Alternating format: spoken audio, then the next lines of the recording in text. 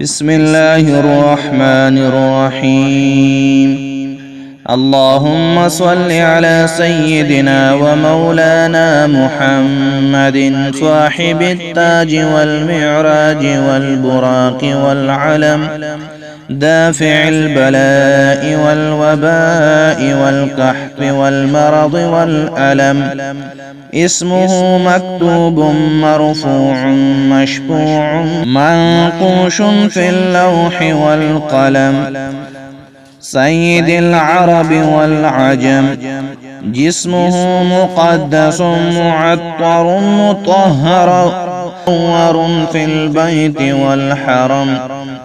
شمس الضحى بدر الدجى صدر العلا نور الهدى كهف الورى مصباح الظلم. جميل الشيم شفيع الأمم صاحب الجود والكرم. والله عاصمه وجبريل خادمه والبراق مركبه والمعراج سفره وسدرة المنتهى مقامه. وقاب قوسين مطلوبه والمقصود موجوده. سيد المرسلين خاتم النبيين شفيع المذنبين أنيس الغريبين رحمة للعالمين.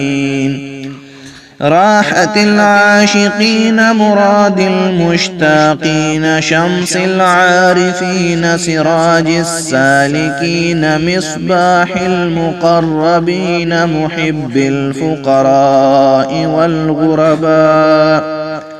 والغرباء والمساكين. سيد الثقلين نبي الحرمين إمام القبلتين وسيلتنا في الدارين.